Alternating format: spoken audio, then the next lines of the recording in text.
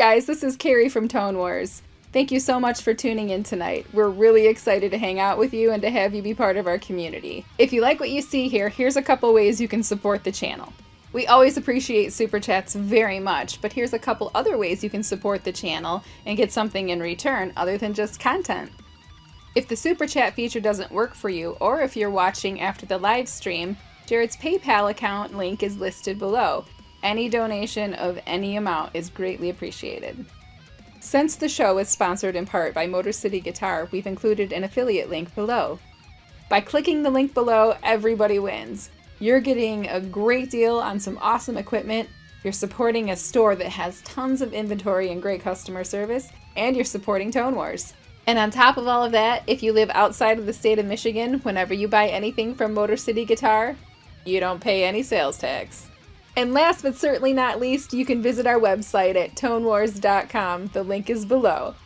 There you will find some awesome Kemper profile packs with the tone and feel guitar players love. You will also find presets for the very popular Helix, HX Effects, HX Stomp, and Pod Go. Alright, the show's about to begin. We look forward to hanging out with you, so grab your favorite drink and join us in the live chat.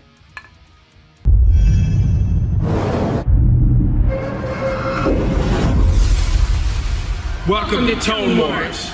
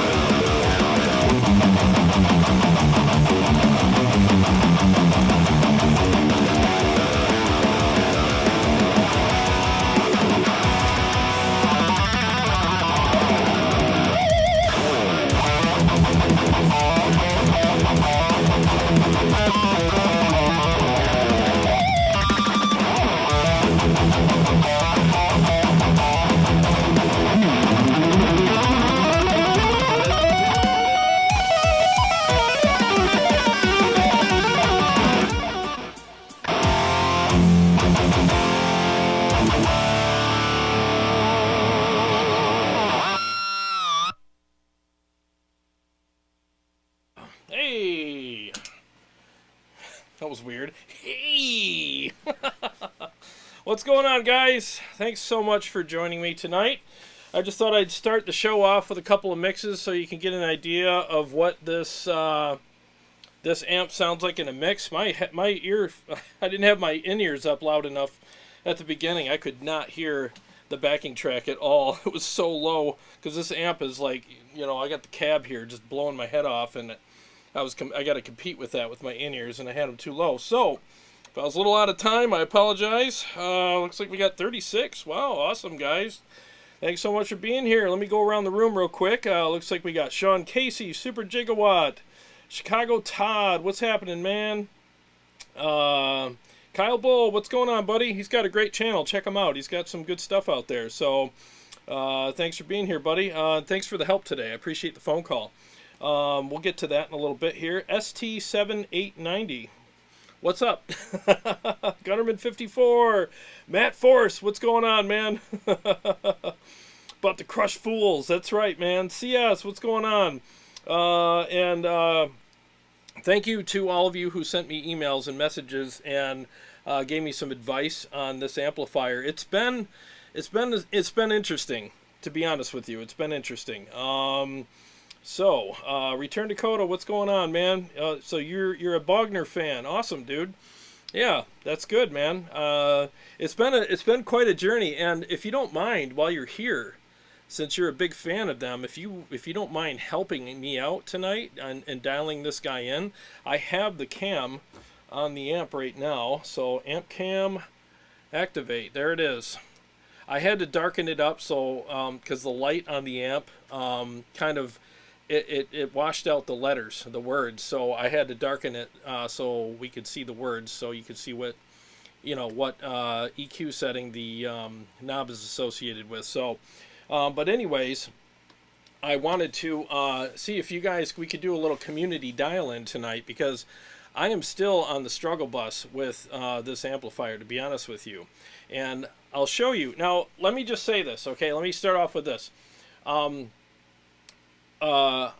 If you like this amplifier, I have a mad amount of respect for you.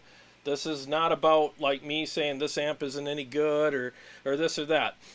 This is me literally trying to make this amp work for me. It's a strange amplifier. Like unless you've bought one of these and dialed one in, you wouldn't really know what I'm saying. I mean, the settings I have on this amp are so obscure and weird to make it usable for me. It's just very unusual. Okay, it doesn't mean it's bad. It just means it's very different. So. No disrespect to people who love this amp, and obviously no disrespect to Mr. Bogner himself. He's a genius. He's an amazing amp builder. And the thing is at the end of the day, not every amp is going to work for every single person out there. That's why there are tons of amplifiers out there, and tons of different people with different ears, different tastes, different likes, different dislikes, different styles of music, and different mixes that they want to have it sit in. So it all varies. So in no way am I saying I'm the authority on whether or not this amp is worthy of purchase. Let's just get that out of the way. My opinion is just an opinion. And to give this amp a fair shot, I wanted to go live with it and see if the people who love this amplifier can help me understand it better and help me dial it in better, because this is the most unique, obscure amp I've ever dialed in. And I got a lot of amps here, and I got some that are even off camera. And I have some on the way. So I wanted to share that with you guys. And again, before I blabbered, I wanted to, play it in a couple mixes so you can have context. Now, let me say hello to the law too. Thanks for being here, Jamie. We need to get together and have a beer, by the way, or three. So here's the thing. If you don't have an amp switcher, it's really hard to compare amps, because if you have an amp on your cab and then you want to, like, let's say you want to compare it to another amp that you have, well, by the time you unhook the other amp and put one up, you hook up the one you're playing, take it out, and switch amps and plug in your guitar, warm it up, blah blah. Your ears already forgot what that amp sounded like, So it's really hard to compare amplifiers to each other. That's why I'm so grateful for the KHE amp switcher, and they have all different sizes and stuff and features. And because I have this, not only can I compare amps like that side by side and see where some amps shine in certain areas where others don't, but I also, because I can do that, I can also learn those things and adjust them. You know, let's say one amp's got better low end than the other, and I really know that's a legit amount of low end, but the other one's lacking there. Doesn't mean it can't do it. It just means I need to turn a knob and kind of make it sound a little better. So I really feel, and this is just my opinion again, I really feel that I have all these amps dialed in to their optimal settings for my taste. Within, you know, some variables, but I mean they're dialed in really well because I have them compared to each other. The one amp that I have struggled with is the Bogner Uberschall Twinjet. No matter what I've done so far over the last 3 days since I've taken delivery on this guy, no matter what I've done, I cannot get this thing to do what the other amps are doing in any way, shape, or form. Like it's as far from these amps as the east is from the west, and I will show you. I'll prove it. And again, I want you guys to help me out here that probably know this amp better than I do, and see if we can't, you know, figure this out. I've had some emails with people sending me some of their settings, and I want to give this a fair shot. I really, honestly do. So let's see here.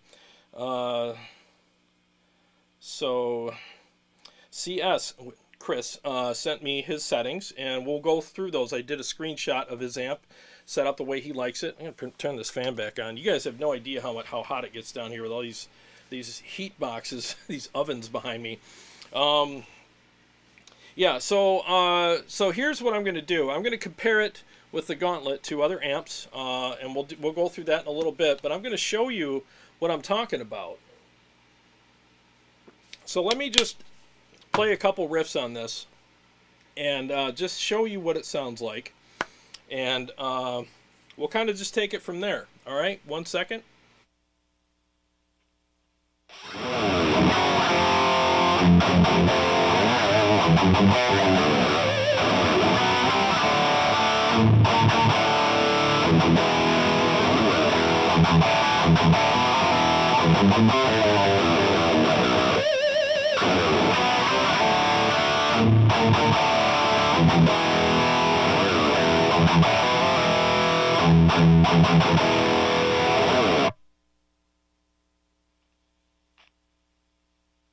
Okay, so that's pretty much it in a nutshell. So those of you who are familiar with this amplifier, please sound off and tell me what you think about how I have it dialed in and what I can do better, what's good about it, what's bad about it.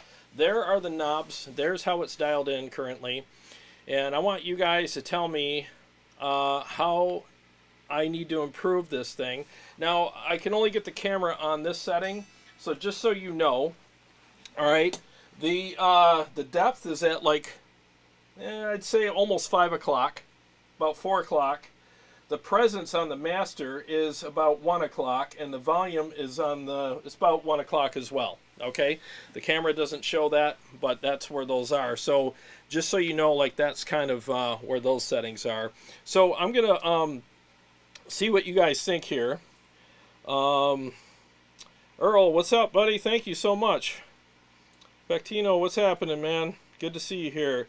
Kyle says it's really thin and crunchy sounding, not the same way my Rev Blue sounds. Yeah, see, that's the thing. You're exactly right. It's a little on the dry and brittle side for me, and I am trying to figure this out. I really am. Like, it's driving me nuts. For a $2,700 amp, just being honest, I'm underwhelmed. You know, and I'm gonna prove this stuff to you guys too, because I got this thing right here, this JP Mark II C Plus. I'm telling you right now, if I switch to it, it will eat its lunch and pop the bag. This thing will kill it. Now, I'm not going to say anything more because I don't want to color your guys' minds, but I just tell you right now, people are saying, oh, that amp's got a ton of low end. No, it don't. Not compared to the amps that I have up here right now. I mean, this thing is like an earthquake compared to what the Bogner's doing right now, and I don't know what I'm doing wrong. I mean, I have you know, I have it cranked. I have the resonance cranked on this thing, and I'm trying to figure this out. For a $2,700 amp, I expected more, but we're not done. The night is young, and I want to see. I'm going to try some other settings. Kyle spent some time with me on the phone today. Now he's got the Rev Blue, which is, you know, a different amp, but I'm going to try to do whatever it is that you guys want me to do. I just thought this would be fun. And again, Reinhold Bogner makes great stuff. It's a you know, he makes good quality stuff, but I just, for some reason, I can't get this amp to work for me. Okay, I mean, look what I have here. You know, I don't have all Holy Grail amps. I have some, you know, over here. These are this is kind of the Holy Grail section here, and other stuff is, yeah, it's kind of up there too. But some of it's just kind of like, I wouldn't say common as far as like, oh, I see them every day, but you know what I'm saying. I don't have $1 million amps all over the place here, so I'm, you know, there's a lot of good amps to compare it to. Steve Venchek, what's up, man? So Kyle says, what's it like to shred? Killer Solo, thank you, I appreciate that. I did laundry. Yeah, I got I got sleeves on tonight, you know. Thought I'd get dressed up. I'm glad you guys are enjoying the songs. Let me do a comparison. All right, I think this would be, make sure I got the right guitar here. I think this would be a good song to compare two amps with, and it's short enough where I don't think it'll be too big of a problem. So let me show you what I'm talking about here. I'm going to do this song real quick, and I'll do it again on another amp, okay? 1 second.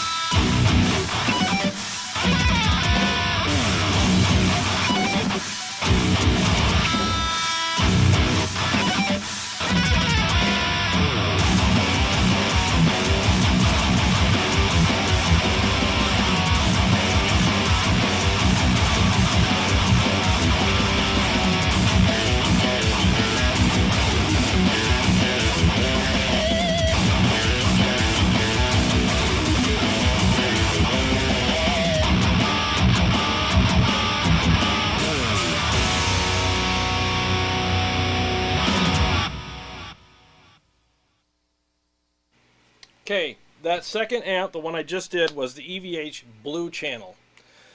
Okay, and let me tell you what I'm experiencing in the room here. What I'm experiencing in the room is, as soon as I switched over to the EVH, the funny thing was I could hear the mix better because I didn't have all these weird frequencies in my ears. I was literally struggling to hear the mix with the Bogner. Now, again, we have to set it up differently and stuff, so I want to have some time for that. But with the settings that I have right now, which are these, I had a little, more trouble hearing the mix. It was like this weird kind of AM radio kind of thing going on with the amp, and it was very interference-y, with all that. Okay, and I felt like when I switched to the EVH, again, the blue channel, 50 watt, the Bogner's 150 watts, the EVH Stealth is 50. I felt like way more coming out of here, this cab. I mean, the thunderous kind of low end, an amazing amount of low end coming out was just so full, and I felt more authority out of the amp. I felt like my notes had more texture, more authority, more fullness. There was a big sound there, and it just had this more, just like I said, more authoritative sound, way more texture and growl, and it was just thicker. It was a lot thicker and warmer, and so now here's what I'm going to do. I'm going to play a riff on the wiretap pedal, okay, and I'm going to switch back and forth between the amps. I'm going to start with the EVH, and I want you to hear what happens. Now pay attention. Hopefully you guys are listening on good headphones, good stereo systems, and all that. So the reason why I'm doing this is I want to point out the differences between these two amplifiers right now as they sit, and then I want you to help me dial in the Bogner to see if we can fix that, okay? Especially you Bogner lovers and you Uberschall owners, I'm really counting on you guys tonight to help me fix this, and I mean this. It's not like a game show. I'm literally reaching out to you guys genuinely try to fix this. So I'm going to start with the EVH and I'm going to switch to the Bogner, okay? 1 second.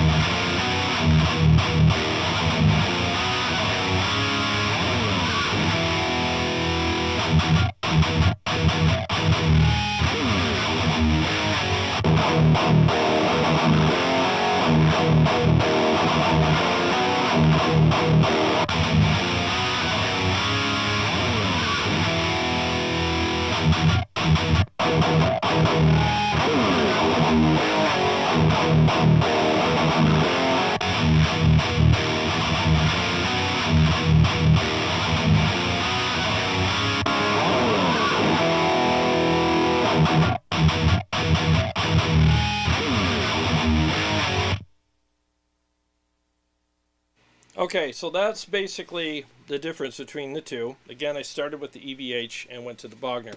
So let's see if we can fix this. So I'm going to start with some settings that Chris sent me, and I want to see what his settings sound like. Now again, like there are amplifiers out there that have unique settings. JP Mark II-C Plus, the Mark Series amps all have some very unique settings, and the Kraken. I mean, I got it's the mid and treble are like this. The mids are at 9 o'clock, the trebles at 3 o'clock. So there are some deep dives on some of the amps, and within reason, I'm okay with that. As long as the juice is worth the squeeze, I'm okay with spending a little time on doing that, and I think it's okay. Because gain staging, and with EQ stacks, one knob affects another sometimes and stuff, and I think that stuff's all well and good to a certain degree, but when you get to the point where you got to do a lot of deep diving and you're turning knobs in really unconventional areas, it's kind of like, why do like, why am I doing so much knob turning in such weird ways? And I get it, dial in the amp with your ears, not your eyes, but there has to be a certain, like, kind of, I think, simplicity to it. You know what I mean? Let me catch up to you guys here. Ben Burnett, what's going on, buddy? Rod S, what's happening, man? He says, set the high gain channel at 1 o'clock across the board. Okay, let's do that. And I'm going to turn the amp cam on and prove it to you that that's what I'm doing. So, high gain channel, 1 o'clock across the board. Now, I can't mess with the volume because, I already have this dialed in for, to sit in the mix properly. So, gain, we'll move that to 1 o'clock. So everything's at 1 o'clock except for the volume. If I have to make any adjustments with that, I will. Let's see what that sounds like.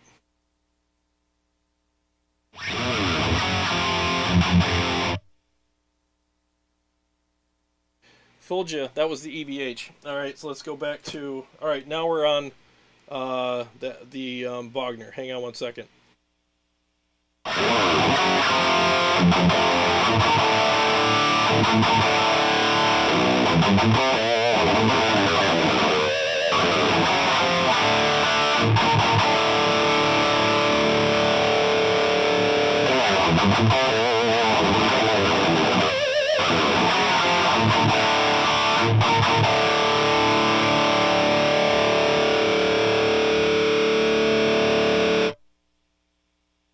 All right, now let's see how it compares to the EVH. Here we go. We're going to start with the Bogner.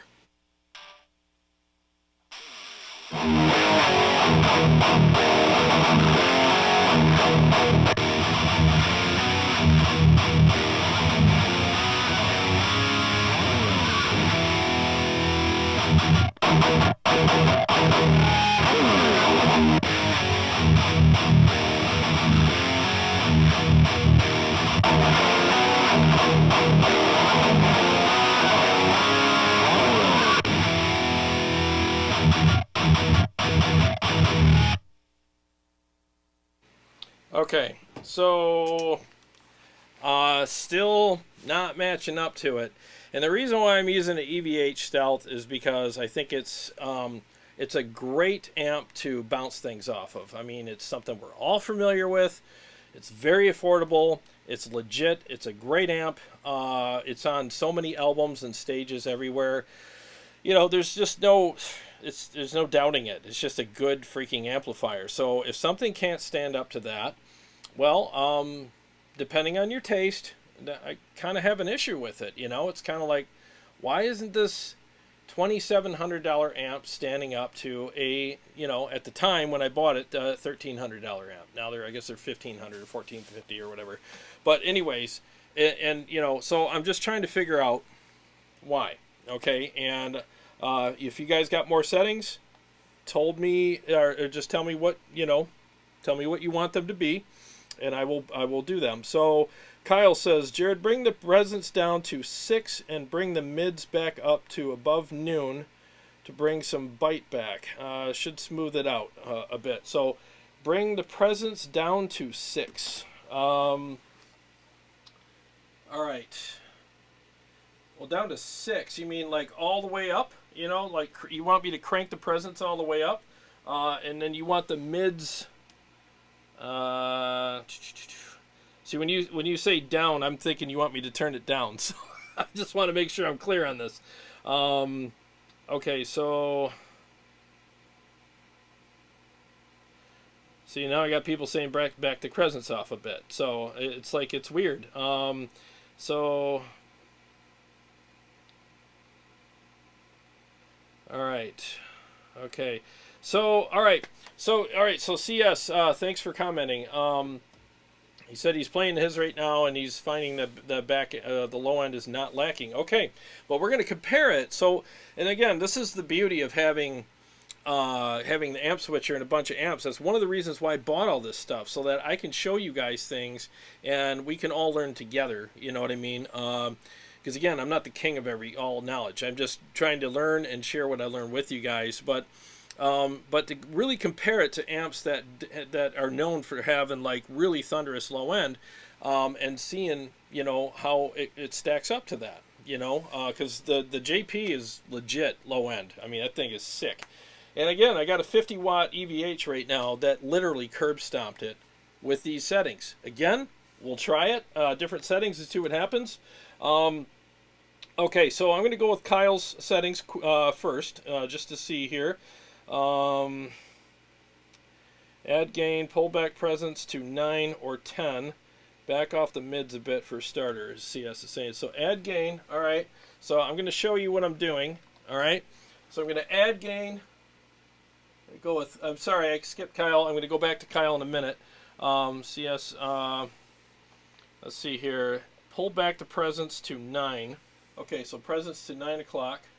Now, is that on the power section or the preamp? So that's what I want to make sure I'm doing here. back off the mids a bit for a starter. All right, so I'm going to back the mids off. So I'll put the mids back down to like 10 o'clock. Let's see what that sounds like. Make sure I'm on the right product here. All right, 1 second. Here's the settings that I just did on the Bogner.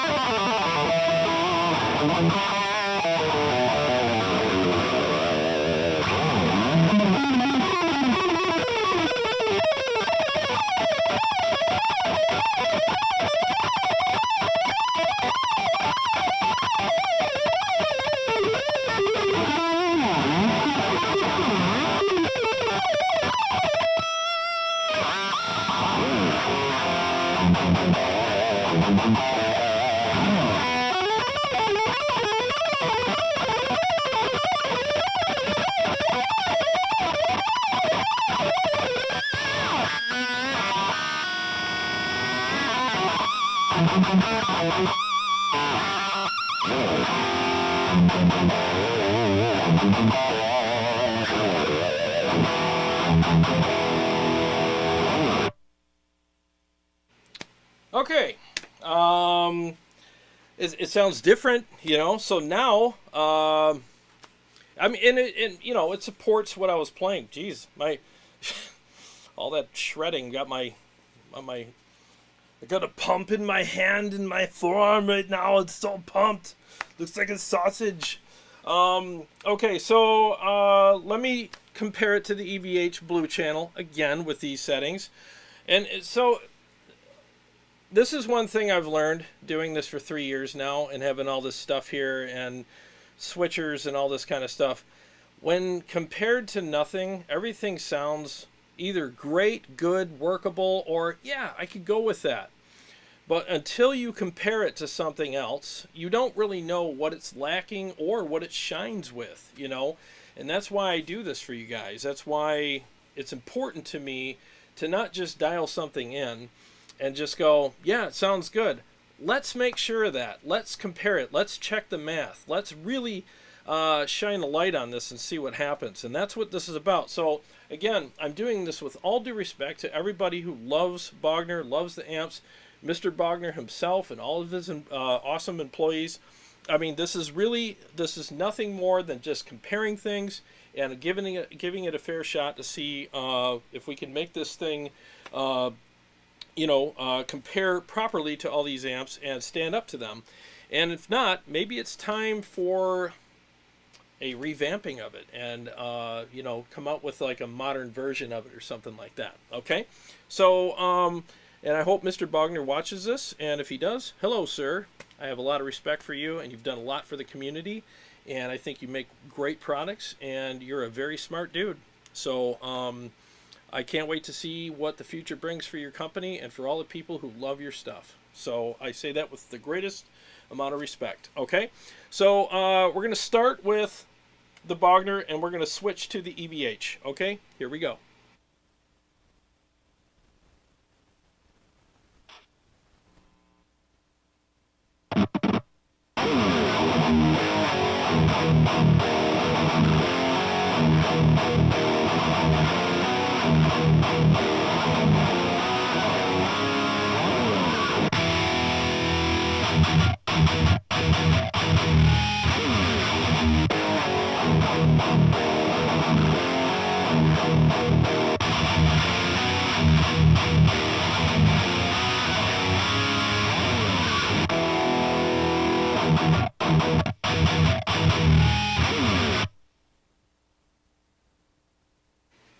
Still not, in my opinion, like in the room especially, it's still not standing up to it, guys. I mean, it's just not.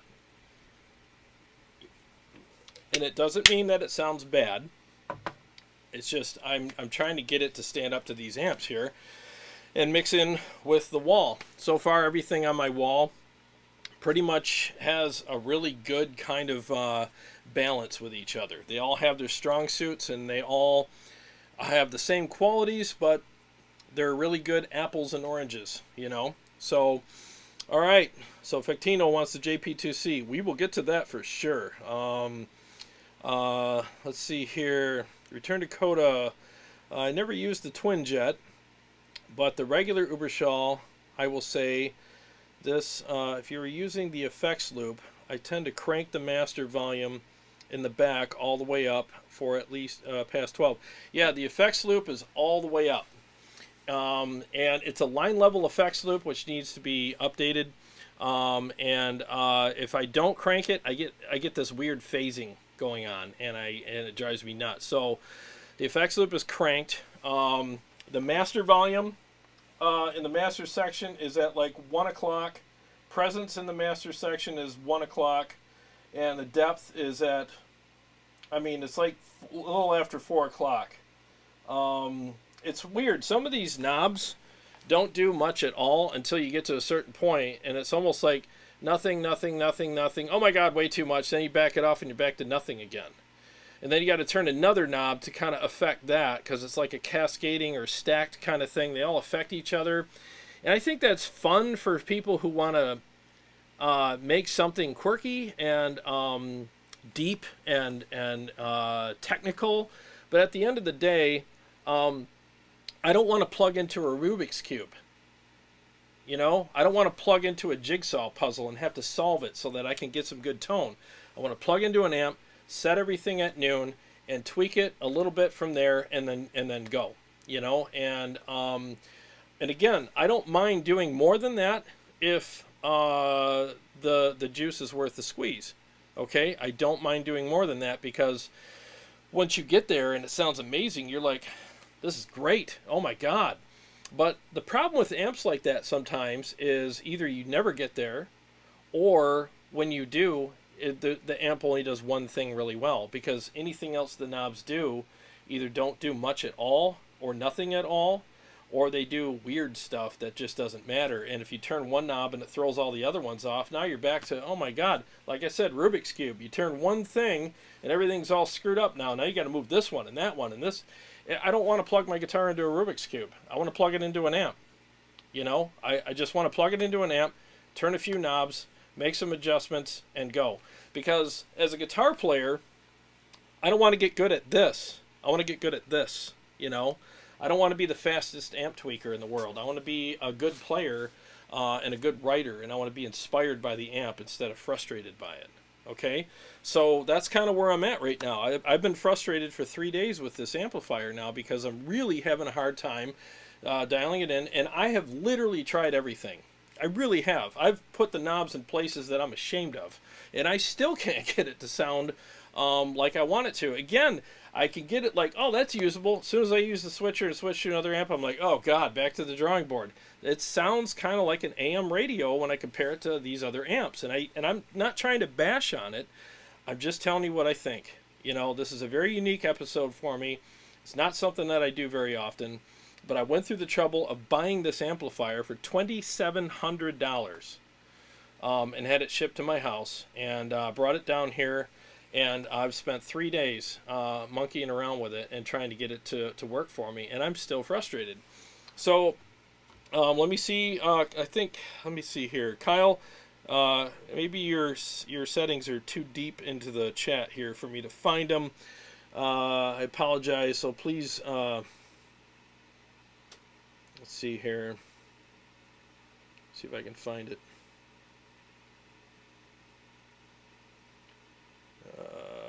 Yeah, please post them again. I'm sorry, dude. Just tag Tone Wars. Anybody that's got settings they want me to try, just tag Tone Wars so I can, you know, not miss them. Sounds like ST7890. Sounds like it's lacking low end still. With everything where it is and bass at 3 o'clock, does it bring back some low end? I know you mentioned you already tweaked resonance. Okay, so let me try that. And I'm going to put on the amp cam to show you. So I'm going to put the bass at 3 o'clock. Resonance is at, or the depth is at, you know, almost 5 o'clock. I'll turn that up a little more. Well, you know what? Let me do this first, where this setting is, and then I'll turn it up.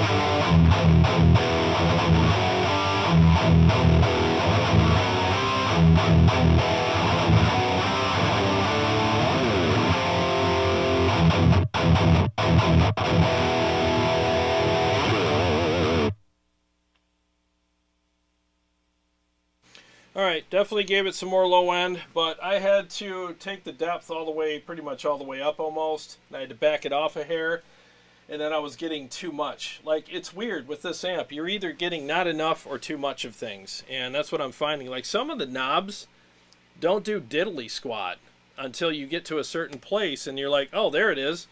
But what about all that space in between? I wanted some of that, but it just seems like it picks up at frequencies that are pre-chosen for it to pick up at, but it's like, but what if I wanted frequencies before that? It's almost like, well, this car only goes like, you know, 10, 35, 60, and 90. It's like, you know what I'm saying? Like, if you had a car where you hit the gas, you only go those things.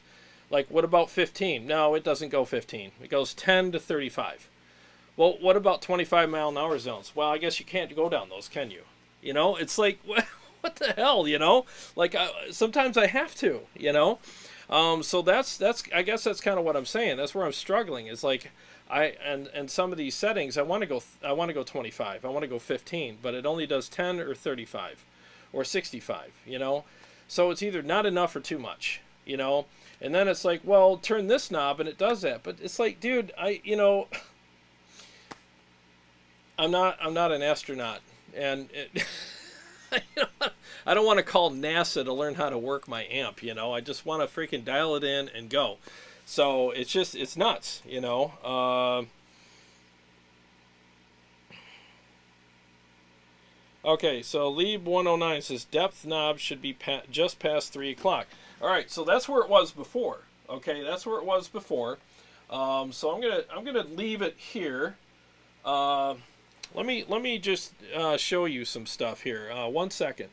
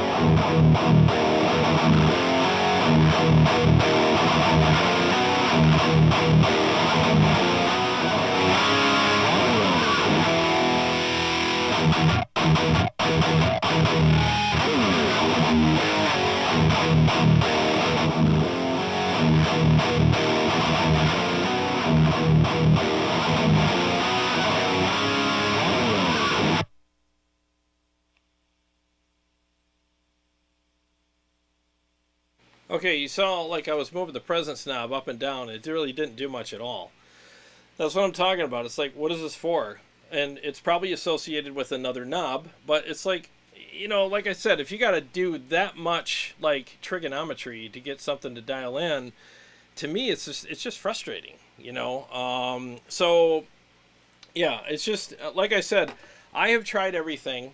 I'm gonna try Chris's settings in a second here, and then we'll move on to shooting it out with other amps. And I even had a friend of mine, Steve Shaheen, came over yesterday and spent about an hour with it, and we turned those knobs every which way but loose, and still could not get it to compare to these other amplifiers in a way that we wanted it to, you know. So it's been very interesting. Okay, so let me do this. I'm going to pull up the picture that Chris sent me, and I'm going to zoom in. So, Chris, you tell me if I'm right or wrong here, okay? It's a little blurry, so I got the volume there. Presence is going to go here. Treble's right where it's at anyway. Mid's right where it's at anyway, so it's pretty similar to how I have it dialed in right now. That, and then he's got the gain about right here. All right, so let's all right, and then he's got the presence down here. So he's got the presence at 9 o'clock, and he's got the volume and the gain, or no, the depth is at 3 o'clock, and he's got the volume at 3 o'clock, but I don't know how that's going to work with the way I have things set up in the room here. Let me see if I can make that happen. Give me a second here, guys. Let's see what this sounds like.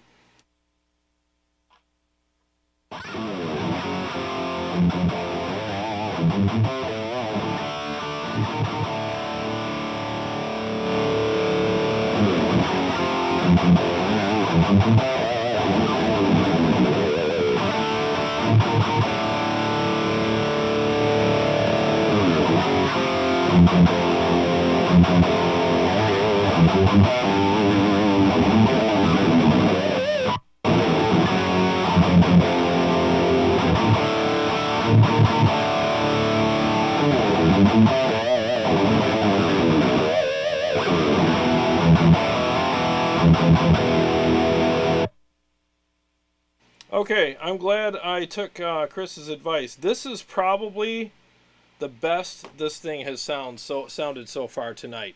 I honestly, let me switch cams here.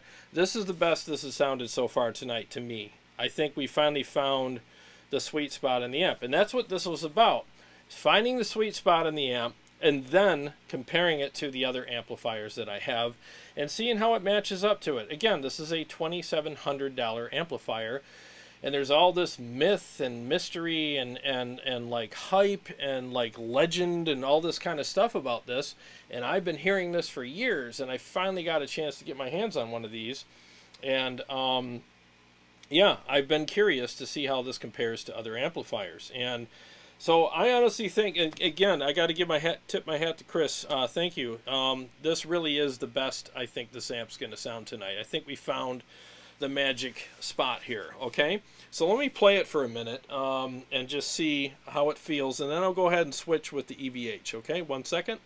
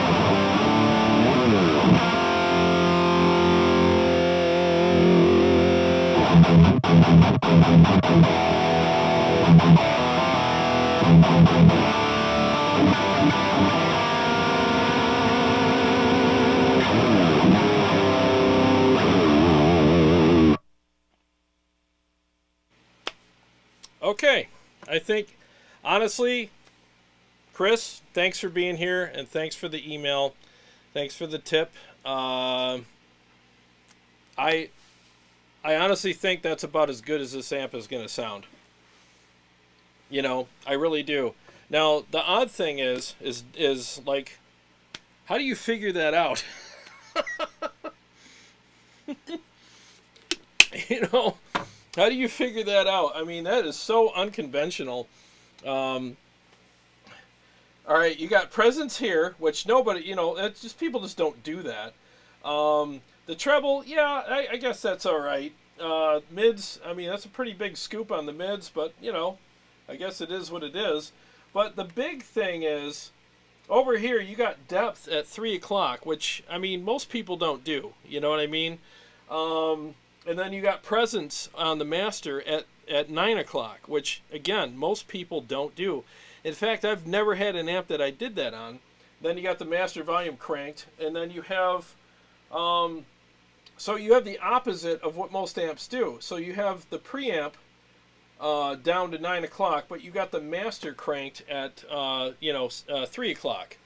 Now, like on my Engl Savage, I do the exact opposite. I crank the channel volume, and I level it all with the master. So it's just really weird. It's very unconventional.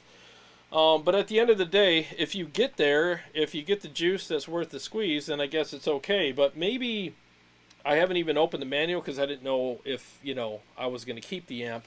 But the thing is maybe some, and again, if that's already in there, my apologies, but having some suggested settings would be a good idea, you know, for something like this, because it would save retailers from having a lot of open boxes. You know, like returns that people are like, I don't know, man, this thing ain't doing it for me. You know, I've done everything I could do. So let me, maybe I should just do a freaking mix. I'll do another mix with this, and then I'll compare it to other amps. Let's see how this stands up to a mix and then other amps now. Okay, 1 second.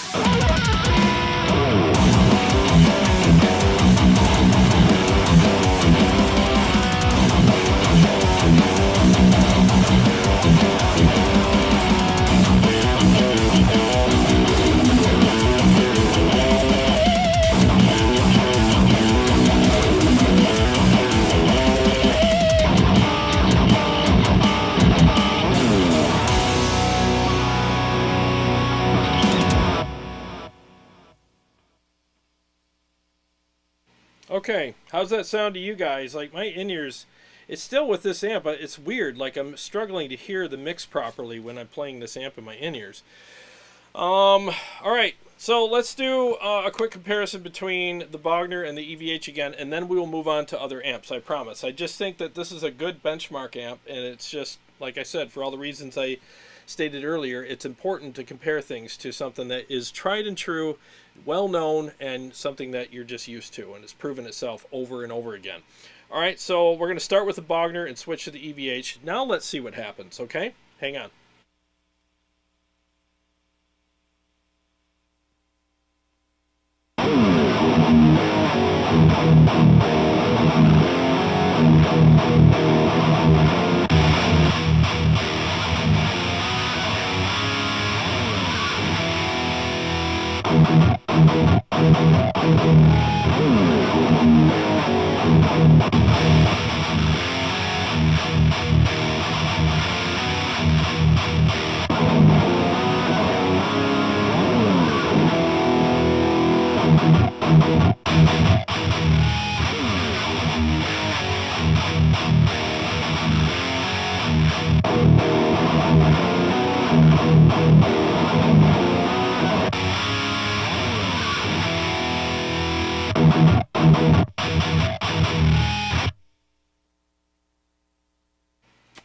Okay, as good as I got the Bogner sounding, again, this is a perfect example of this is why it's important to have a switcher and to compare things, and it's one of the services that I do on this channel. I'm not trying to put anybody down or anything down. It's just the comparison speaks for itself. I don't need to say anything, you know. But what I will say is in the room, what I experienced was a better sounding Bogner, that's for sure. It definitely sounded better than it did, and I think that it stood up better than it has ever so far. But I still feel in the room, especially like the EVH, and again, it's the blue channel. It's not even the red. It's the blue channel. Just sounded bigger. It's just so thunderous, and it had this more authoritative kind of voicing. And it had a much bigger presence than the Uberschall did. Now, let me just say this. Like, if you prefer the Uberschall, it doesn't mean you're wrong. It just means that it works better for your taste. And there's nothing wrong with that. That's the nice thing about music and gear and all that stuff. There's no right and wrong. It's just what you like. And all I'm doing is showing how they compare and giving you my opinion of what I prefer. And being that I'm not the authority on anything, take my opinion with a pillar of salt if you want, and just make your own mind up. You heard the comparisons. It's on a good cab that's mic'd well, in a well-produced show. You know, everything here is like on the up and up. I mean, I'm trying to keep the mics raw. There's not all this EQ and compression. They're raw. There's nothing done to the microphones at all except for they're placed on the sweet spot of the cab.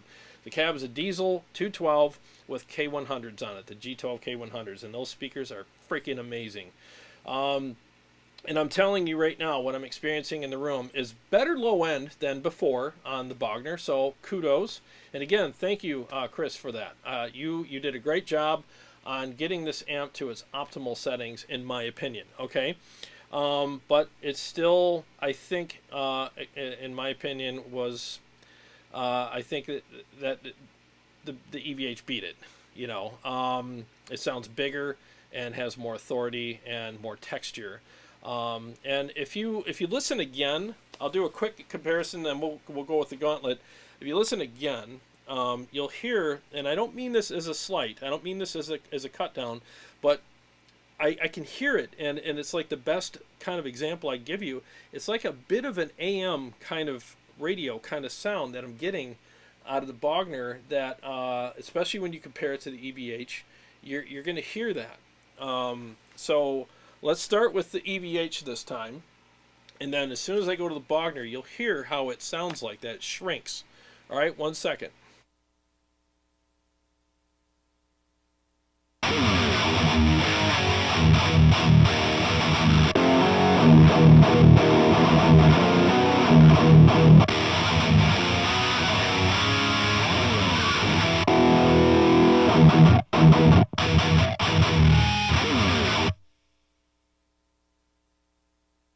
Okay, so, and I honestly feel like we've got the Bogner about as good as we can get it. You know, I mean, we've got it set up well. Again, it goes to show you, like, everything sounds like, oh, it's great by itself, but always compare, because you just never know. And just as an aside, I had a lot of amps here set up in ways that I thought were pretty good. And then I compared them to other amps, and I had to do some tweaking, like Splawn Nitro, perfect example. I had it set up, and I was like, yeah, this sounds great. And then I ran it through the gauntlet, and I found out I had it dialed in too dark. And then I had to brighten it up a little bit so it contended with the other amps. Because when I'm doing the gauntlet, I need them all to be, I try to equalize them at least to a point where, you know, they're sounding optimal. And how you do that is you compare them to each other. And you don't try to make them sound the same. You just try to bring out the best of each amplifier. Like if it's lacking some low end, you dial in some low end, because all the other ones are killing it right now. If it's lacking some mids or high end, you do the same thing. And then you get it to that point where they all have their optimal settings, but they still sound like their own selves. They all have their own voicing. Okay, so let's do 1 second here, and I will play the gauntlet dealio, and we'll get to the gauntlet. Okay, we've heard the amp in some mixes, and we've heard it all by itself. We've turned some knobs and made some tweaks and put it through its paces, and it's survived so far. Now, let's see how it does when it's compared to some really good contenders. Now, this is the part of the show where we turn it over to you guys, the metal mob. So this is how it works. For a super chat of any amount, you get to pick an amp from Jared's amazing and ever-growing amp collection that the contender will compete with. And because of the KHE amp switcher, you'll get a direct comparison between them. And if you wish, you also get to pick the mix that you want them to compete in. Then you get to be the judge of which one lives and which one dies. So get your picks ready and let's get started. Welcome to the gauntlet.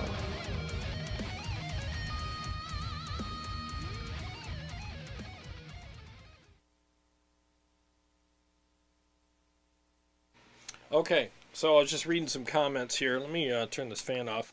So before we get started on the gauntlet, I want to read a few comments. Protest asked if you tried a different cab. Not sure what it's running through. No, because the way I have this cab set up right now, it's, oh my God, it's the sweet spot. You know what I mean? You know how it is, right? Like when you get your cab and your mic set up perfectly, you like put police tape around it and hire snipers to, you know, take people out that get near it. That's kind of where I'm at with the cab. I'll change it eventually, but every amp so far has sounded amazing on this Diezel cab with the G12 K100s, and it just sounds incredible. So it's a great question, and I appreciate you bringing that up, but I really feel like it's not the cab. I mean, the cab is amazing. So, but again, I appreciate the question. CS says, you're right about that. Like the depth knob hits around 330 and nothing before abruptly. Yeah, it's crazy, right? I mean, you just nothing, and oh my God, what the hell, you know? And you feel like, did I skip something? It's crazy, you know? So Jason Taylor, what's up, buddy? He says, you're not the only one that has felt this way. I've read of others having similar issues, and that the EQ settings are counterintuitive compared to most amps. I've never played one, so no input. I appreciate the comment. And yeah, I mean, it just doesn't make sense. Again, like if you have counterintuitive settings on an amplifier, but when you turn them, you get to a place where you're like, oh, I get it, you know?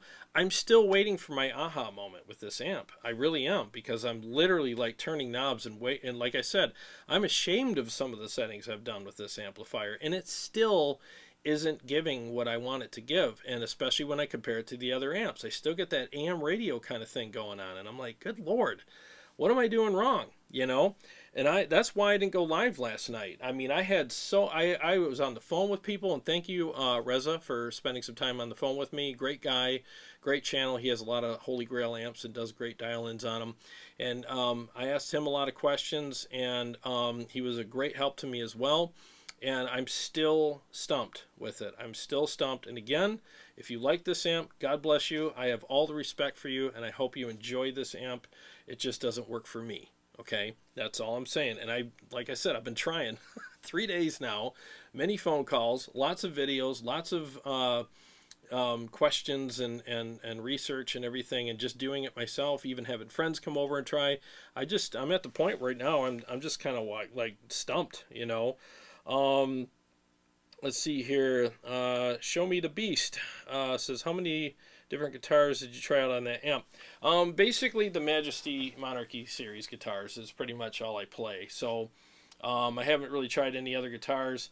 So it's the one constant in what I do here is I use these guitars, and so far they've sounded good on every single amp I've played them through. Could it be the guitar?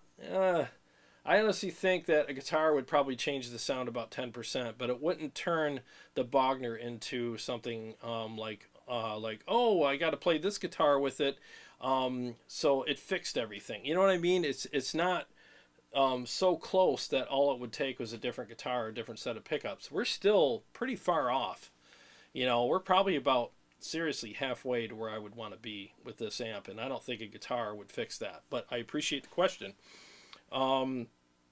Chicago Todd says, doesn't seem like the presence was doing anything, maybe just my ears. No, it wasn't.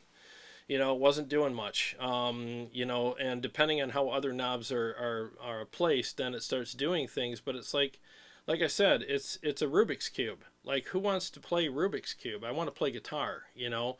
And if I got to do this much to make an amp sound the way it should, then I just think it wasn't designed for me anyways. I'm just trying to be very respectful. Maybe it's way over my head. I don't know, you know.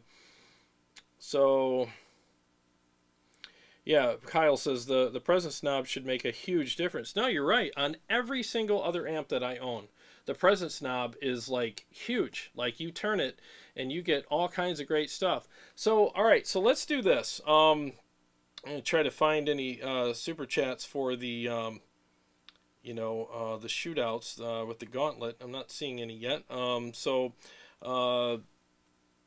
see here. I'm just trying to find...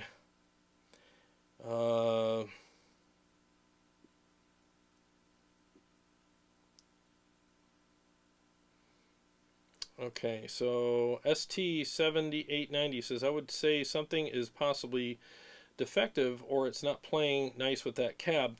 It's a good thought. It's possible, you know, but I just, it seems like everything's in working order.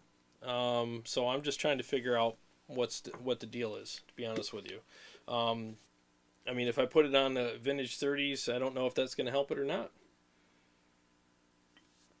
I mean, the KT100s are very close. They just have a little bit smoother top end on them, you know. So, Greg Blankley, a tube amp should not be that complicated to set up. I agree.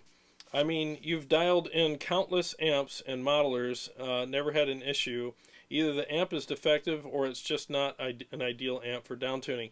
Thanks for being here. And you're right. I mean, it shouldn't be, like I said, I don't want to plug my guitar into a Rubik's Cube. I don't, you know. I don't want to feel like I bought an amp from the Riddler. You know, I got to sit here and solve all these riddles to make it work. You know, I just want to play it, you know. So, I mean, I just think that that's kind of where I'm at with it right now. You know, and I've been as fair as I can. I've had friends come over. I've talked to people on the phone on three different occasions with it, people that know this amp. I've done countless watching of videos. I've done lots of research, and I've been on here for hours trying to make this work, and I just can't. You know, let's see, Luke, life's too short to tweak it that much. No, you're right, dude. You really are. Can you imagine, like, if you were doing a show and, like, one of these were backlined, you know, and you show up and they got one of these, and you're like, oh, man, legendary, you know, and then you hook into it, and you're just like, good Lord, all right, let me turn the knobs, this and that, you know, and you're like, you got to do a sound check, and you're like, dude, I don't know how to make this thing work. Like, I'm turning knobs in all these weird directions here, and I just can't make this thing work. and you're late for sound check and you're spending most of your sound check tweaking as opposed to playing. Again, I like to play guitar. I like to play through an amp that inspires me, not an amp that frustrates me.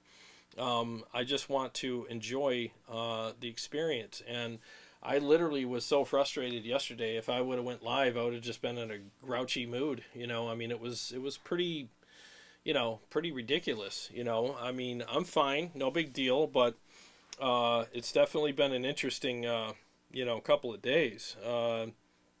Chicago Todd, maybe you need to crack the manual. It could be something that that they explain. For example, presence doesn't have any effect unless X or Y or Z. Yeah. Maybe they don't let you know at all. No, you're right. I mean, I just wanted to be, you know, careful not to open too much stuff because, you know, I didn't know if I was going to keep it or not. I'm not Mr. Return stuff, but I mean, at the same time, I'm not going to spend almost $3 grand on an amp and just, you know, be on the struggle bus with it, you know. So, but in you know, that's a good point, Todd. You know, but the thing is I've literally tried pretty much everything, and I think CS's settings are about as good as this amp is going to sound. I mean, this thing it's at optimal settings right now, you know. And so my opinion right now of the amp, and I've had this opinion for 2 days now, is I think it just needs to be updated. And what I mean by updated is I wouldn't take the schematic and look at it and go, oh, we'll just change this circuit and move this. No, I think it needs to have a whole new blueprint and start from scratch. And like, okay, you know, that's what the Herbert is. You know, Peter Diezel did not take like the VH4 and go, oh, I'll switch a couple circuits. No, he started from scratch, fresh sheet of paper, from the bottom up. That amp has been completely just built from scratch with a whole like kind of like a direction of like, you want modern metal? All right, I'll give you freaking modern metal.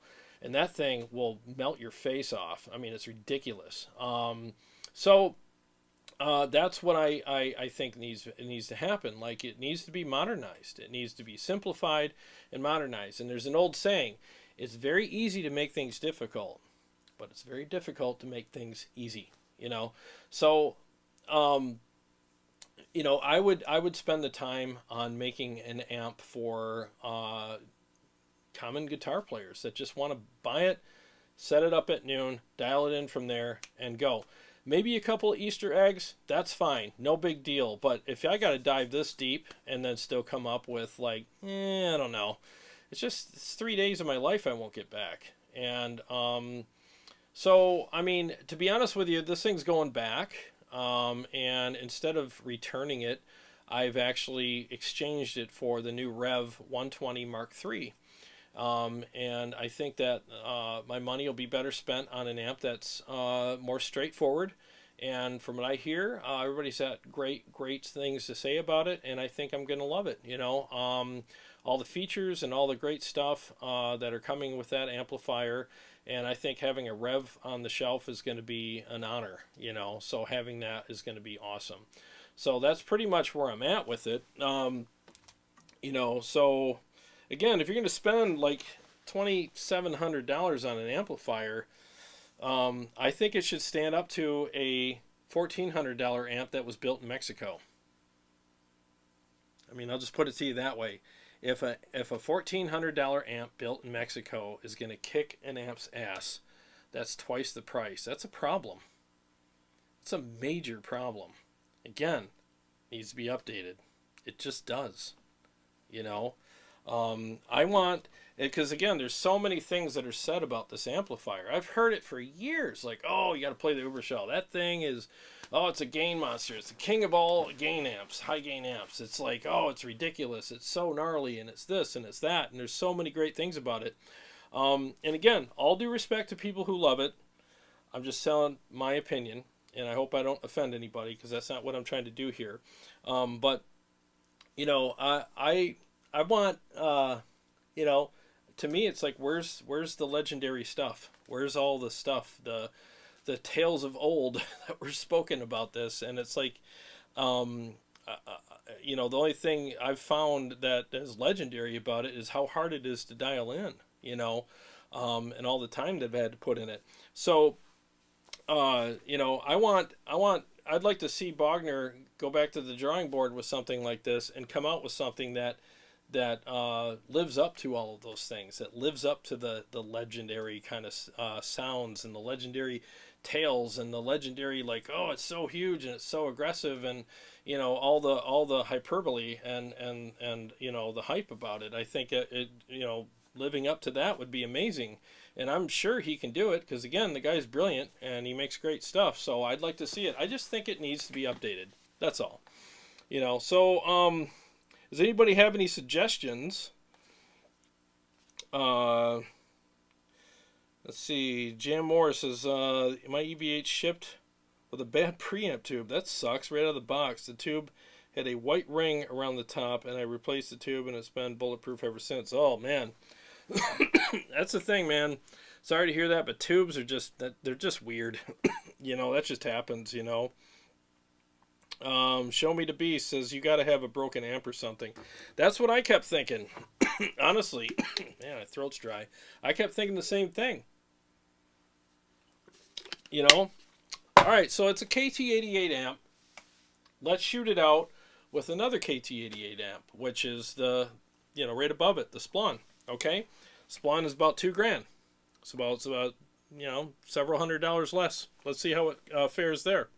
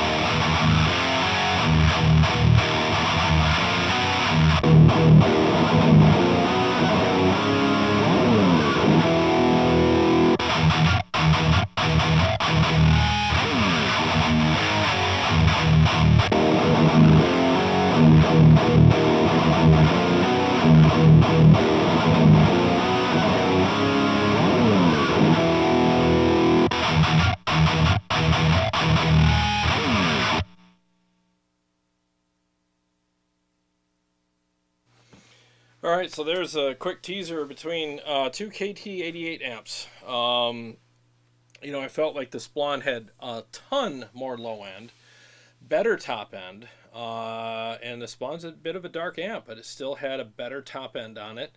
It sounded bigger, fuller, had more frequencies in it, and I feel like it would stand out in a mix much better. You know, it just does. That amp is freaking legit, man. Let's see. Greg says, my suggestion is contact support or go to MC, get it either replaced or repaired, then come back and do a part 2 of this. No, I mean, I appreciate the suggestion, but I mean, I've pretty much had about as much fun of this amp as I'm going to have.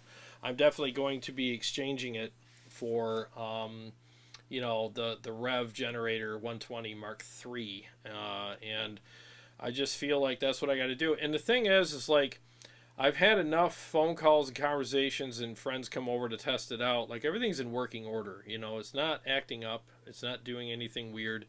And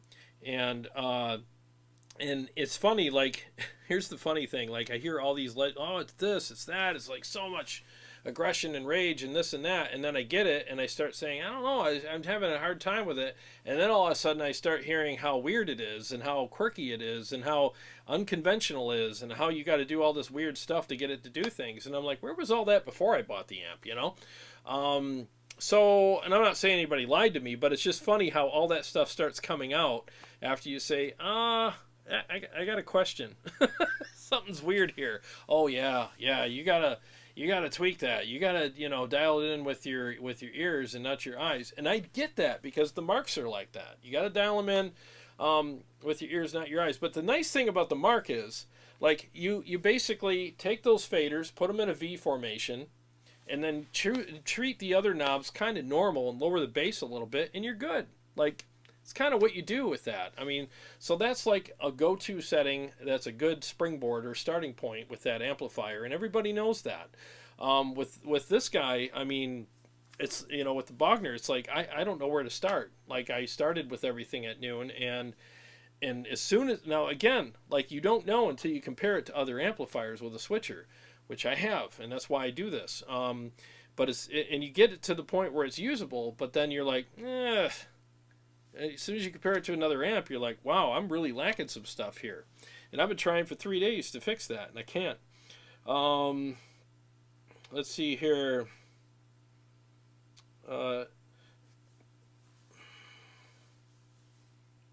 So Greg's saying it needs treble and presence crank those and compare. Well, I mean, let me put the presence back up to noon. Treble's already, I think, in a good spot. You know, turn it up a little more. Let's see. 1 second. We'll start with the Nitro.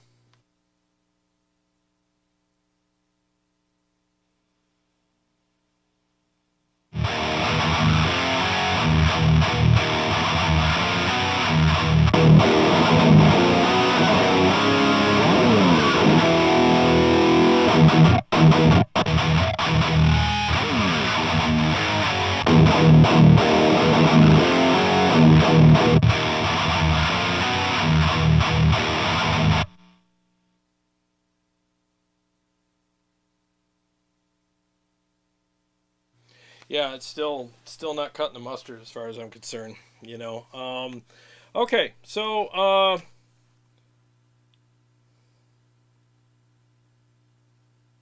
CS, cut some mid and add some treble to the Uber. Okay, so the mids are, let me cut those. I added the treble already. Let me add it a little more, and let's see how it fares again. 1 second.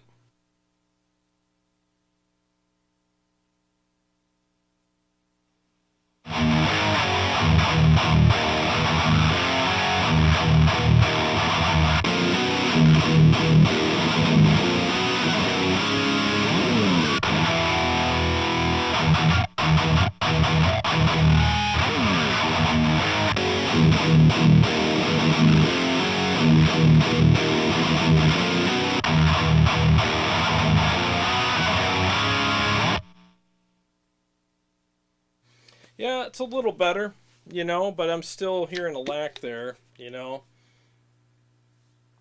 I just think it's not just about cranking the treble, it's also what frequencies are you pushing when you do crank it. And I just feel like the EQ on the sweep is either way over my head, so complicated that I can't figure it out, or it just needs to be updated, you know. And I say this again with all due respect, but I'm just finding that it's just the frequencies that are coming out of this are just, they're just very unusual. I'll put it to you that way. And again, so like if somebody came in here and said, oh, you got to understand, if you turn this knob, then it affects this, and you got to turn that up, and then you got to do this and that. It's just like, dude, can you just freaking make an amp that I don't have to do all this stuff to? Can you just make an amp that everything sounds good at noon? That's the rule with amplifiers. If it doesn't all sound good at noon, then what the hell are you doing? You know, seriously. Are you like, I'm trying to bite my tongue here, but it's just like, I've spent 3 freaking days trying to dial in one amplifier, and it got its ass kicked hard by a $1,400 amp made in Mexico. And I've tried everything with this thing. I've tried it all, and I just can't get it to do what it's supposed to do. And it's $2,700. $2,700. You know?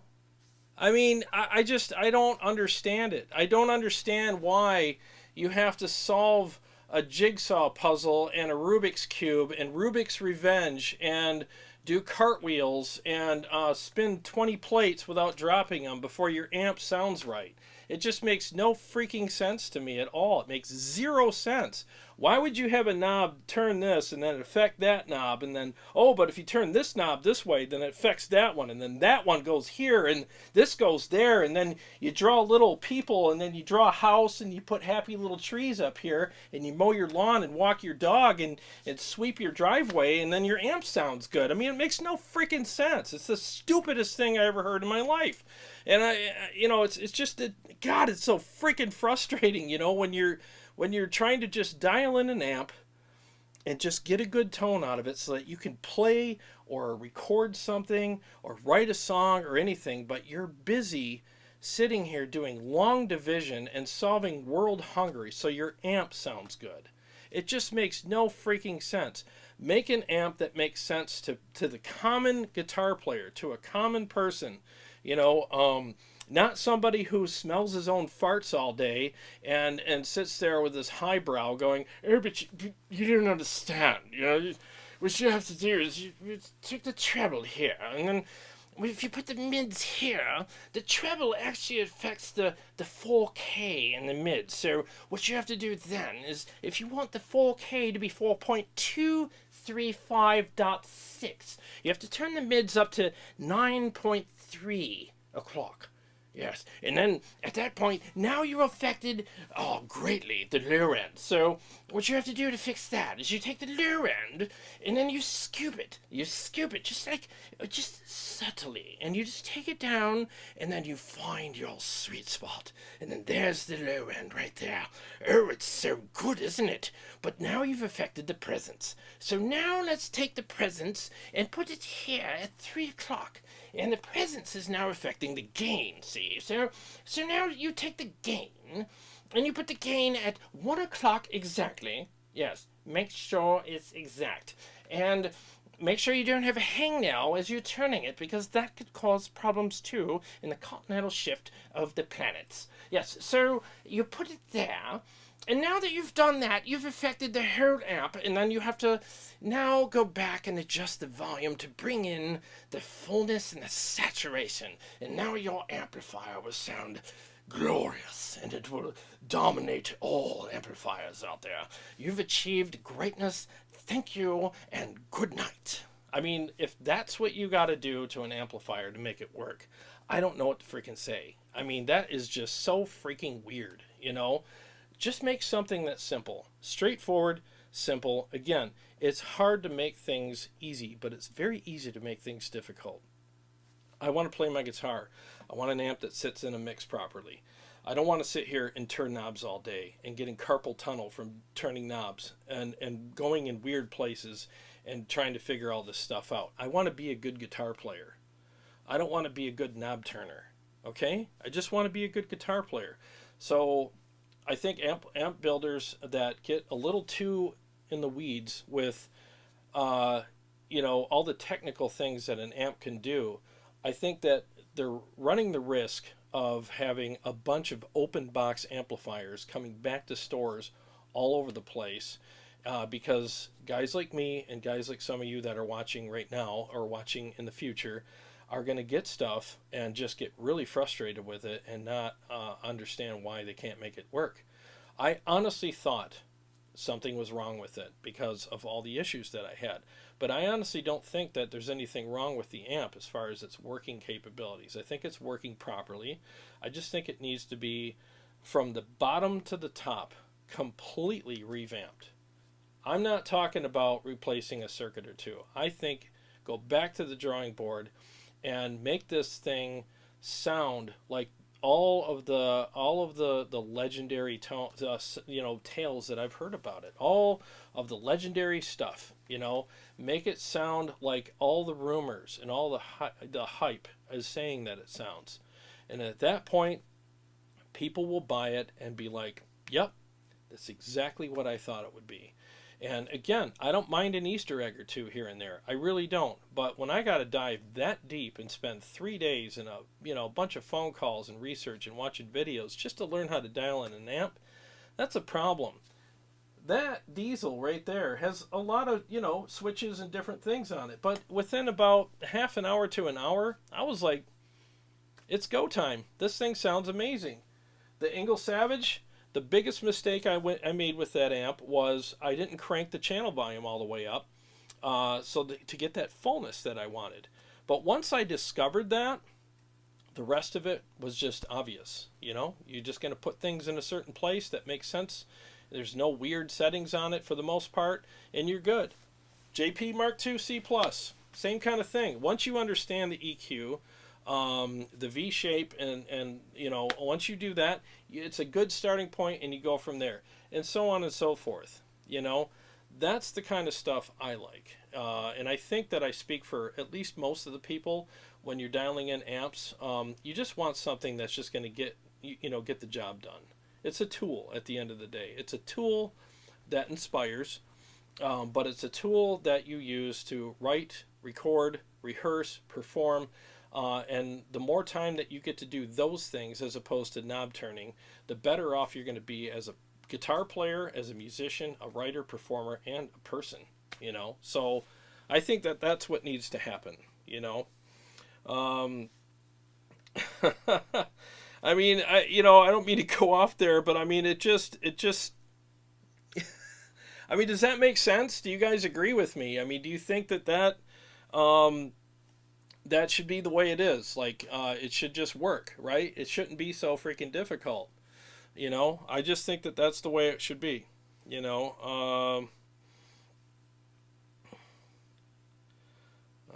I'm sorry if I missed some of your comments.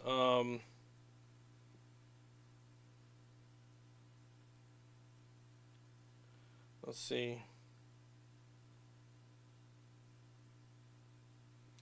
Return Dakota says, shame you aren't enjoying it, but the 120 Mark III is a beast too. Hope you have better luck with it. Definitely has way more features. Oh, thanks, buddy. I hope I have better luck with it too. I really do. I think I will, because I played Jay's Mark II, and I thought it was awesome. So I'm looking forward to it. I really am. Let's see here.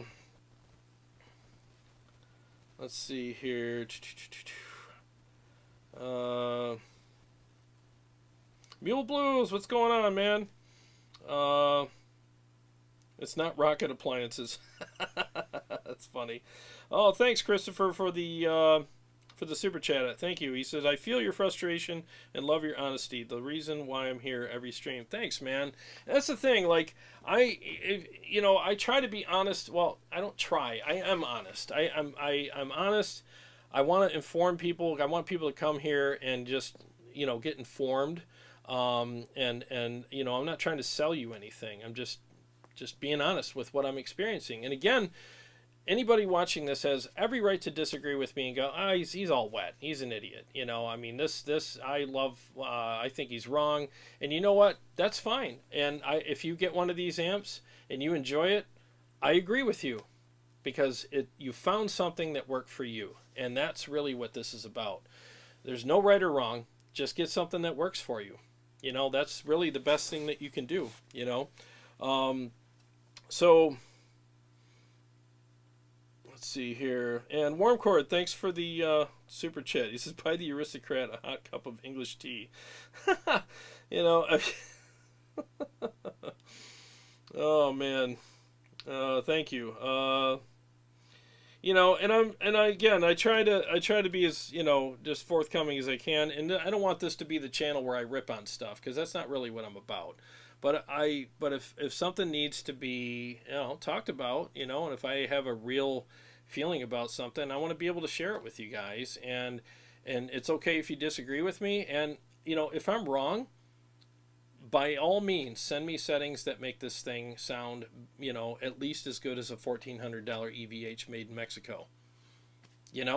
And if people can't do that, then I guess the amps speak for themselves when you shoot them out. And again, if you prefer one over the other, then hey, get it. At least when you watch the video, you could disagree with me and like one amp over the other, and go get it. You figured it out for yourself, and that's fine too. Let's see here. Let me catch up to you guys here. Sean Casey, pretty sad when a Stealth beats the, it is. It's pretty sad when a $1,400 amp built in Mexico kicks something else's butt, you know. I mean, it's especially if it's twice the price. It's crazy, you know. Gunnerman says, yeah, not everyone is going to like the same amps. Like me, I didn't like the Mesa Mark V 25. Trying to be like, trying to like it for 2 months, but took it back for an EVH EL34. It's way 1,000 times better to me. And you know what? That's good. I'm glad you found it. And for anybody to disagree with you and say, oh, you're nuts, and oh, this one, you know, it's like, hey, you know, his ears and his hands likes that better, and he found what works for him, and I'm glad, you know. So awesome, you know. Thanks, Luke. I appreciate that. Let's see here.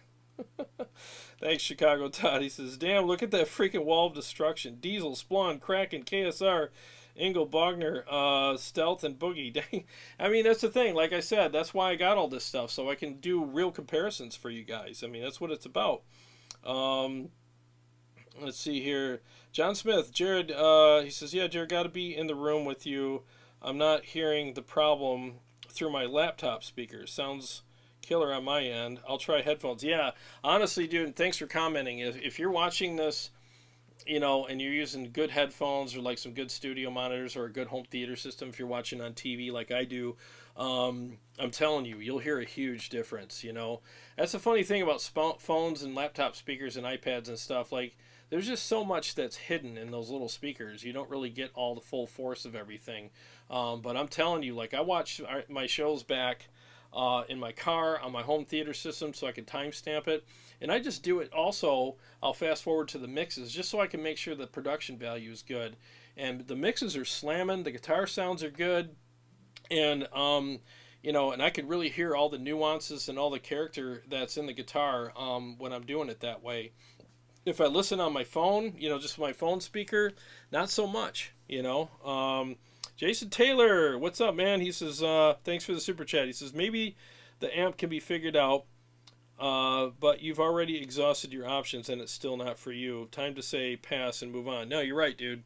You're right. I can't wait till the Rev Generator 120 Mark III is going to be here. That's going to be a freaking awesome live stream. I can't wait to do that. See, JMDWD. Sorry if I'm not saying your name right. He says, you're right. I had the exact same experience. Bought an Uberschall, and it was not the crushing monster people said it was. I kept it a couple of weeks and just got rid of it. It's outdated. Yeah, I mean, so again, like, I don't think there's anything wrong with the amp. And if people like how it sounds, then I have all the respect for you, and I hope you enjoy your amp, and you deserve to. But for me, for what I do, and compared to the stuff that I have here, it just doesn't work. You know, it just doesn't have all of that legendary stuff that I kept hearing about it. It's been kind of a letdown, to be honest with you. And I hate to say that. I really do. But again, Bogner's still in business. I mean, they're still making stuff. So I'd like to see what they come up with that might fix this. I mean, who knows if they're gonna? I don't even know. But it would be nice to see if they do. And it won't be because of me, because I'm nobody. You know, I'm just saying. It would be nice. Bobby Lecky, he says, hi, just in, dude. Ever had your first impression of a great tone you just get when you set up your tone on a great amp, then get deaf to it when it just becomes like your voice till playback?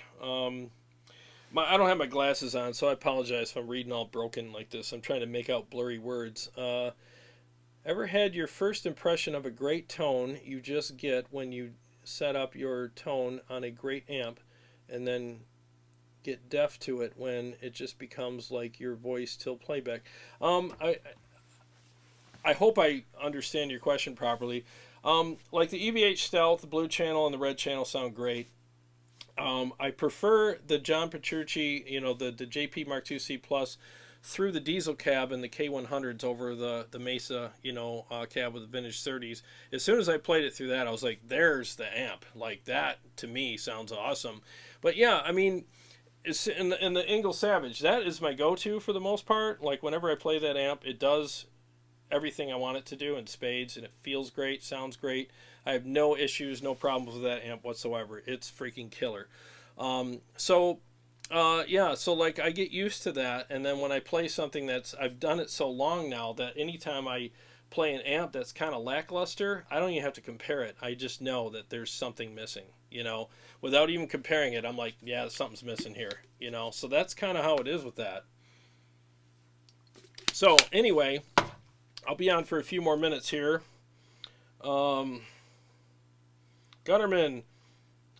thanks, buddy. Thanks for the super chat. I appreciate that. He says, here you go. Sorry you didn't like the Bogner. Bobby says, yeah, the Savage is your amp. Yeah, it is, dude. It is freaking killer. Have you used a Rivera before?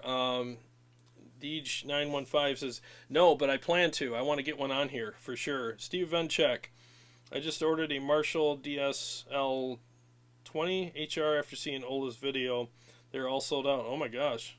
Well, I'm sure it'll get back in stock. Tone is 1,000% opinion. No, you're right, Greg. It really is, you know. Bobby says, sorry for the cryptic collection. Cryptic question wasn't clear. No, it's fine, dude. I hate typing, so like I get the same way. I'll type stuff that, you know, and leave stuff out because I don't want to type. But I hope I answered it properly. So, all right, so let's do this. You know, I mean, I got all these amps on, you know. I'm going to take a quick break, okay? So give me a quick break. I'll be right back, and I'll hang out with you guys for a little bit longer.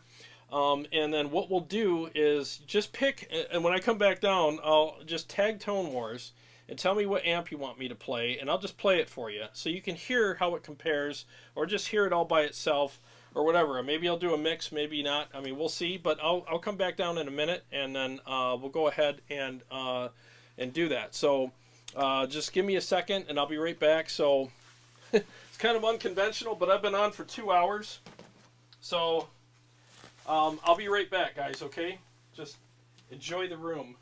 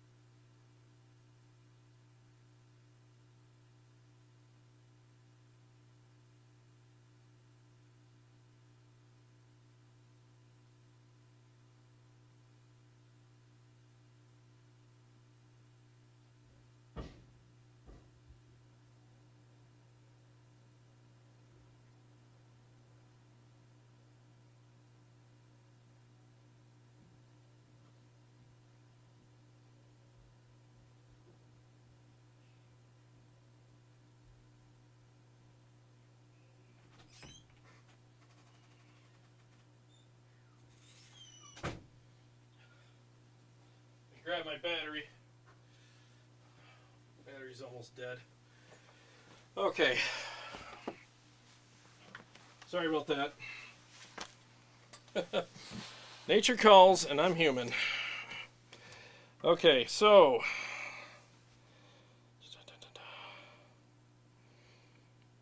I'm down for that beautiful sounding Mesa. Christopher says, thanks, man. Yeah, I'll play something for you on the Mesa. Absolutely. Let's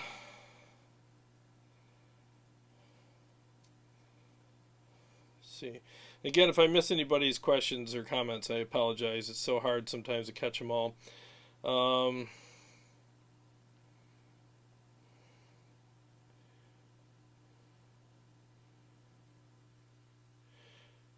I have OBS. That's what I do. Yeah, Greg, this is OBS, but you know, I just, you know, keep it raw. Let it, you know, so it is what it is. But Bobby, yeah, you get too used to a tone that you can't hear it anymore. Maybe just me, like you never had hear how you speak until you record yourself. Oh yeah, dude, I hate my voice. My inside my head voice sounds way better than to me than my recorded voice. I totally get it.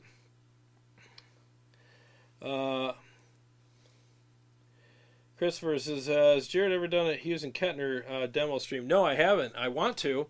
I'd love to have a Hughes and Kettner on here, but they're hard to find. So, but if I run into one, I would totally do it. You've never heard the Kraken, Greg? All right, so let me do Christopher's suggestion first. He wants the JP. So let me get that going. All right, 1 second here, guys.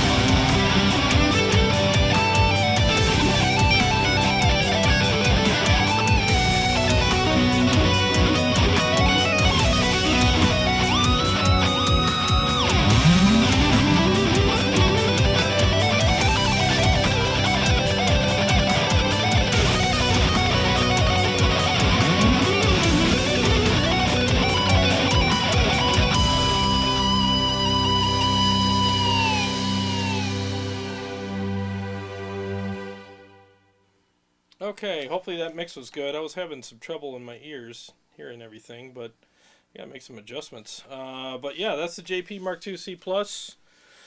Always a pleasing amp to play. I have nothing bad to say about that amp at all. It slams hard, and it's got such great, you know, really nice tone and feel. You slam it with an overdrive, and you're happy, you know. And I honestly think that the KT100s are the, you know, the G12 KT100s are the perfect speakers for that amp. Just my opinion. Let's see here. Chicago Taz says, I like the Kraken. Yeah, it's a good amp. I'll play that in a second. Breaking all illusions. Yeah, I wish I could play that. Tyler Reed, thanks for the super chat, buddy. He says, the Uberschall has always been a bucket list amp for me since the early 2000s. Think it may be a little outdated at this point. You know, I mean, and I appreciate the comment and the super chat, and you know, and your perspective, it is. I honestly think, like, if you want my raw opinion on the amplifier, I think I think 30 years ago or whenever, you know, it was made, I don't even know, you know, I don't know the lineage, but back in the day, it was probably freaking amazing, you know, and I get that, but, you know, things change. Amplifiers, you know, they get bigger sounding, they get more aggressive, more gain, more features, more low end. I mean, music's changed, so amplifiers have to change with them. And I mean, let's face it, like, if you were like a 70s guitar player, you know, let's say if Jimmy Page got frozen in time, like Captain America, and they thawed him out and they handed him an EVH and said, oh, you're a guitar player from, oh, I heard all your Led Zeppelin stuff, you're amazing. All right, well, hey, here's an EVH and a, you know, and a Majesty, go ahead and play us, you know, something. He would plug into that thing and lose his mind. He'd be like, what the hell is this thing? How do you control all this rate? Like, I don't need all that. And, like, you know what I mean? That's how different amps have changed over the years, you know. So, you know, I just think, like, if you're an amp maker and you make really great stuff, which Mr. Bogner does, I think you should keep your stuff updated. And I'm not trying to be disrespectful here. I'm really not. I have a lot of respect for him and everybody who builds amps, but I just think it's good to stay on top of the times and to keep upgrading your stuff. I mean, look at what Rev's doing. You know, they have already the Mark III of their Rev Generator 120. You know, that amp hasn't been out since the 70s or even 30 years or 20 years ago, to my knowledge. They're a relatively newer company, and they're still revising things and updating things. And you have to give kudos to companies that do that. You know, you have to stay with the times, or else pretty soon people are running laps around you, and you're wondering, like, why isn't anybody buying my stuff? Well, because you stayed the way you are, and everybody else has evolved. You know, I mean, that Diezel's a Mark III, Herbert Mark III, the Engl Savage Mark II. You know, so that's what I mean. You gotta, they're called updates. Update your stuff. You know, look at the Stealth. I mean, that's you know, that's like how many revisions of the EVH stuff has there been? You know, the Kraken's very modern. It's got all kinds of great features on it. Let me play that for you. 1 second.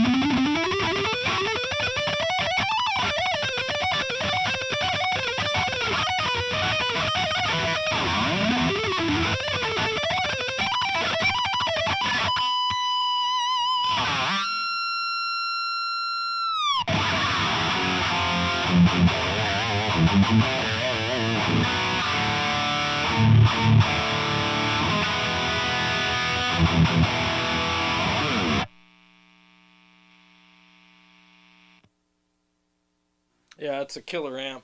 All MIDI. Every feature on there is MIDI changeable. It's got its own built-in boost that actually works really well. Channel switching, the boost feature, picking different volume knobs for different channels, clean and crunch, all that stuff is all MIDI controllable. Even the low-end control is controllable by MIDI. It's just a great amp. Freaking phenomenal. It's 100 watts. And it's pretty light and small compared to other 100-watt amps, and it's packed full of features. So I think that's also a very good amp, very forward-thinking, you know. Plexidust, the JP sounded sick. Oh, you're right, dude. I mean, that amp is like, I'm not kidding you, man. That amp aims to please. And if you have one and you find it a little overly focused, which some people can say, yeah, it's a little focused, get the G12 K100s. It opens it right up. You know, those speakers just really complement that amp perfectly, you know. They really do. Tyler Reed says, back then we didn't have all these badass high-gain monsters for to compete against. Yeah, you're right. Like, we didn't, you know, and that's the thing. Like, competition always, you know, competition always makes everything better. And I just think that amp makers, and I'm not saying Bogner did that, okay, let me just put that out there. But I'm just saying, like, amp makers that rest on their laurels and, like, rest on their legendary status and, like, amps that made them famous at one point, I think, I mean, it's cool, but it's kind of like the tortoise and the hare. Like, I could take a nap. Well, pretty soon the tortoise is going to pass you up with better amps and more updates. And then you're going to wake up and go, where's everybody at? Well, they're buying the tortoise's amps, you know, because he paid attention to what people want. And, you know, he's got a finger on the pulse of the guitar players out there, and he's like, people are going in this direction. I better come up with something that suits their needs, and they're all going to go after that. You know, we're all tone chasers, and that's the thing. I mean, we're all tone chasers. You know, I mean, I have amps off camera. I have so many amps, like they're off camera now. I can't fit them all on the shelves. You know, and I love all the amps that I have. I think they're great. So keeping up with the tone chasers, and the thing is I think it would be fun as an amp builder, because it's like you're constantly evolving, and you got that challenge and that fire and that drive inside you that makes you want to continually, like, perfect your craft and make it better and meet the needs of the thousands or the millions that are out there that want to play your stuff. And it keeps you in business. It's the best job security you could ever have, because you guys all know, like, we will go to the ends of the earth to find that tone that works for us. And then once we master that and get used to it and kind of, I shouldn't say this, but take it for granted and just get kind of comfortable with it, we chase the next thing, you know, and that's kind of how it works. You know, it really is. So amp builders that realize that and capitalize on that are really smart, because they're going to make a lot of money keeping us all, you know, happy. So let's see here.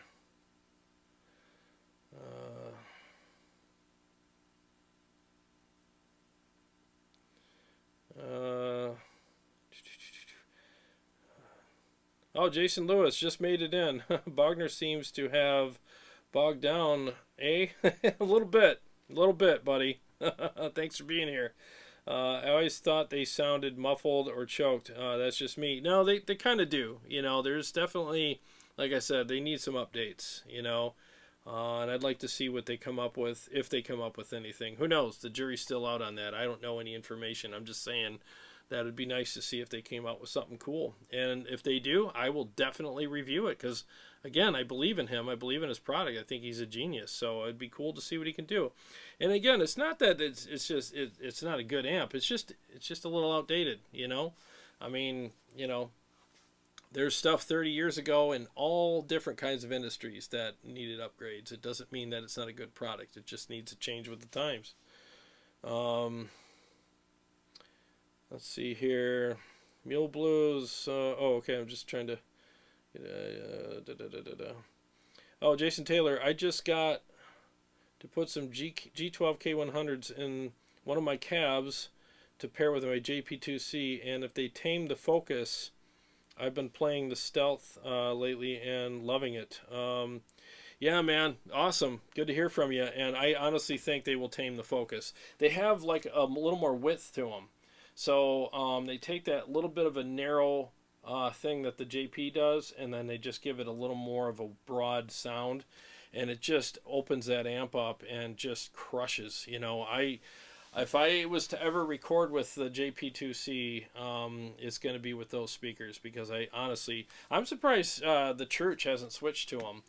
Not that, you know, I mean, he's going to listen to me. I mean, I'm nobody, but I'm just surprised he hasn't tried different things and ran into those speakers and went, why haven't I been using these? And I think he should. I think he should at least give them a try. Heck, I would. You know, why not?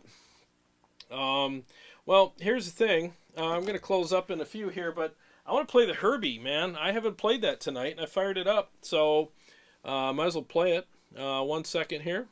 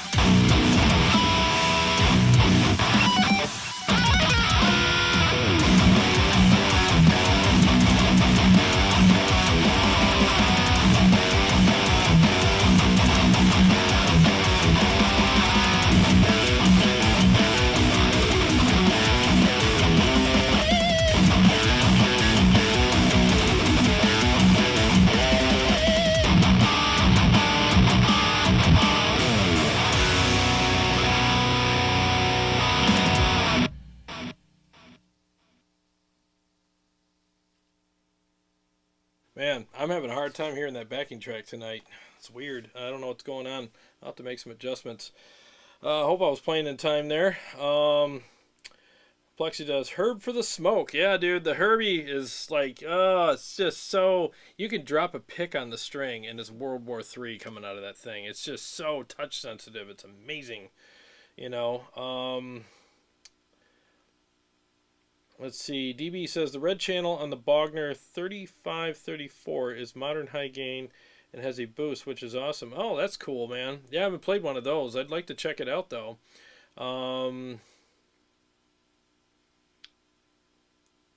Bobby Lackey, very musical, flattish with good clarity, rockin'. Yeah, it's a good amp, man. That amp just rules. It's a great freaking amp. Yeah, Plexi does. Damn, am I going to have to drop 3 racks on a, on a Diezel? I think so. Yeah, I'm telling you, man, the Diezel Herbie is great. And I have to apologize to you. I was supposed to have the Diezel versus the Engl out the other day, and I got caught up in the Bogner stuff. So, but it's almost ready. All the tracks are ready. I just have to put the pictures and the settings up there so you can see how I had the amp set up. And then, so I did the Diezel versus the Engl. And then in another mix, I did the Diezel on one side and the Engl on the other. And then with the solos, I went back and forth between the 2 amps. So you get to hear that. And man, those sound freaking incredible. You know, that really turned out really good. I'm proud of that video. It really shows the amps and what they can do big time.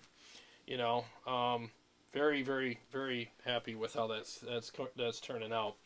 So, we do one more thing here, and then I'll close out for the night. Let's go full-blown purple here. Maybe I should do like... Let's do the Engl Savage. And... Oh. Got a loose input there. That's weird. Let's switch over to the Savage. Ooh. Oh, yes. Behave. Alright, 1 second.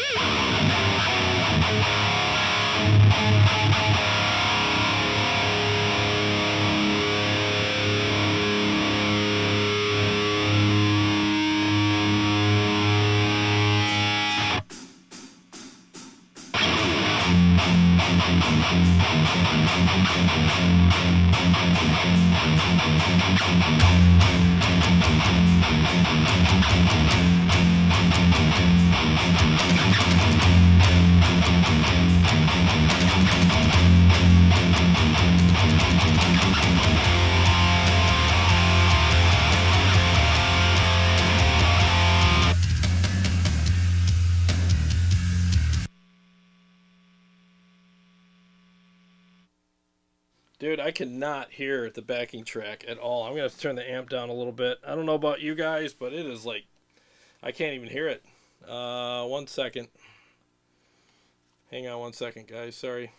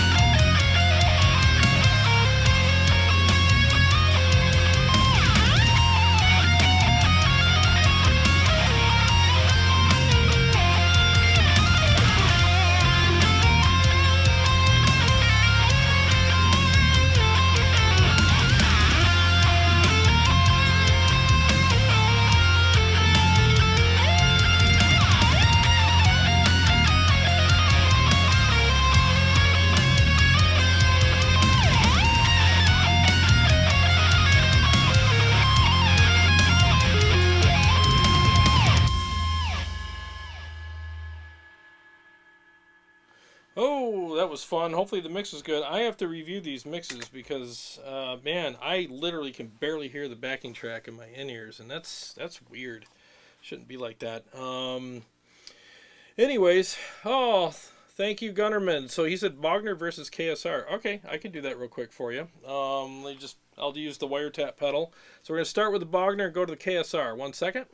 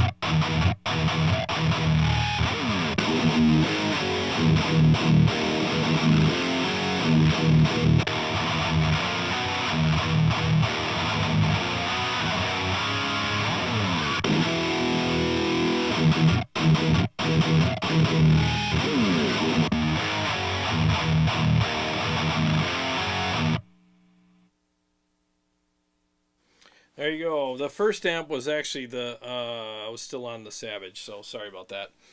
But there's that little shootout for you. Thank you. I haven't dialed in the KSR in a bit. I'll have to check that one. It's not a little dark tonight.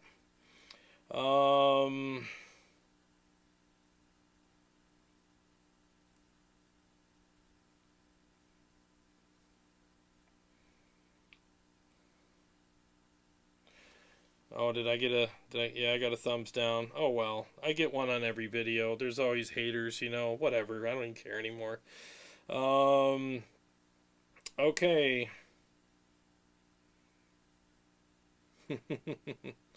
Yeah, Bogner wins on that one. Yeah, I have to say, like, the Bogner sound a little better. I've heard the KSR sound better than that, too. I might have hit a setting. I did not mess with the settings earlier. Maybe I turned something down that I shouldn't have. Oh, well. I'm not going to make any excuses. Yeah. Yeah, it might be a setting I hit, because I did touch a few switches earlier, so I don't know. DB says, I like one or some of the Bogner amps, even though he dresses like he's in the circus. Yeah, he's a very eccentric dude. He is. I would love to meet him, though, because I think he'd be really cool to talk to. He's very eccentric from what I hear, but hey, it takes all kinds, right? I mean, it's pretty cool, you know. Yeah, JP says, how do I like the Uberschall Synergy module? Honestly, I like the Synergy module better. Which usually I prefer the real amp, like the full-blown amp. Like, I prefer the Engl Savage over the Synergy Savage, big time. I mean, it's night and day. I typically do, you know. I mean, the Diezel module is decent, but the amp is, you know, the real amp is better. Because it's all about the power section too, you know. But the Bogner Uberschall module, in my opinion, I like it better than the amp, you know. So I don't know what that means, but yeah, I do like it better than the actual amplifier so far. I'd have to shoot them out, but I mean, so far, if memory serves correctly, I prefer the module. So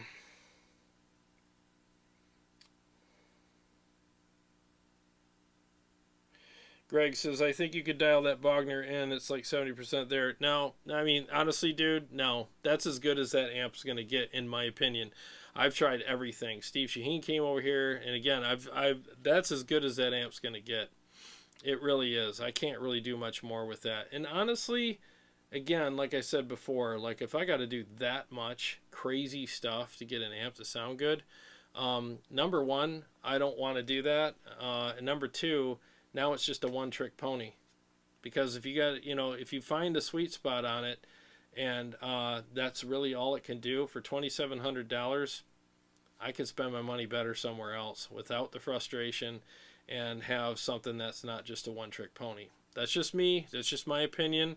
If somebody really loves what that amp does and wants to keep it there, and you could weld the knobs there and never touch them, and they love that, then I think they should buy it. I really do, because we all chase tone, and we all should just get what works for us and not listen to people that says, oh, why are you playing that? I mean, it's because I like it, dude. It's the same as, like, ordering ice cream. Like, why do you get Mackinac Island fudge, man? You should be getting, you know, Rocky Road. Like, really? I enjoy it. That's why. I mean, I don't have to explain it to anybody, you know, I don't have to justify it. It's what I like, you know. That's why there's all these flavors, you know. It's the same thing with amps. I'm just, you know, I bought, okay, so I bought the amp, and I'll close with this. I bought the amp because I heard all this great stuff about it. And I thought this would be a great high gain monster to add to my collection.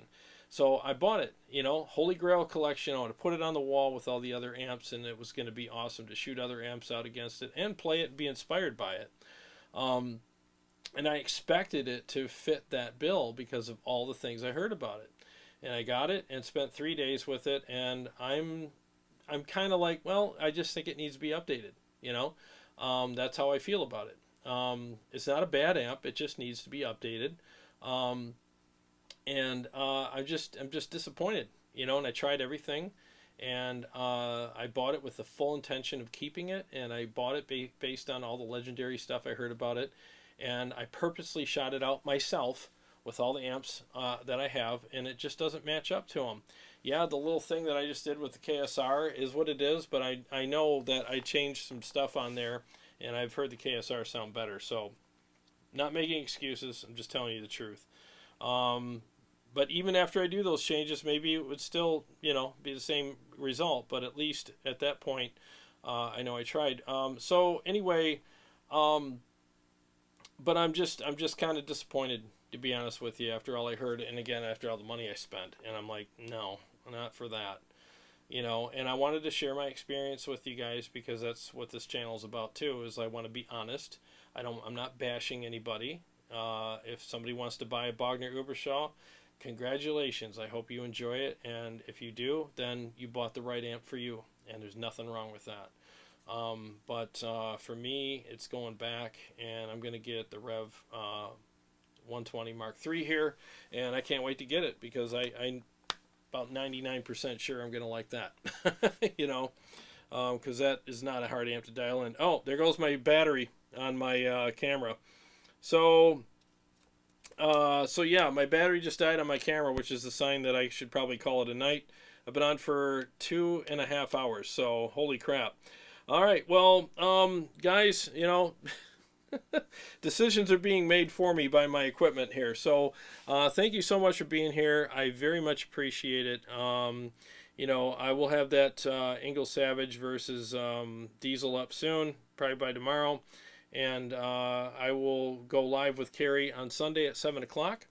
So God bless you guys. Thank you all so much for being here and hanging out with me. I appreciate all the comments, the help, the super chats, and everything. It was a great night for me, and I appreciate it. And I hope it was good for you too. So I will see you all on Sunday. And again, sorry about the camera, but it died. So, you know, I'll see you guys on Sunday. It's kind of weird having this happen, but is what it is. All right, well, take care, guys. Appreciate you, and see you all very soon.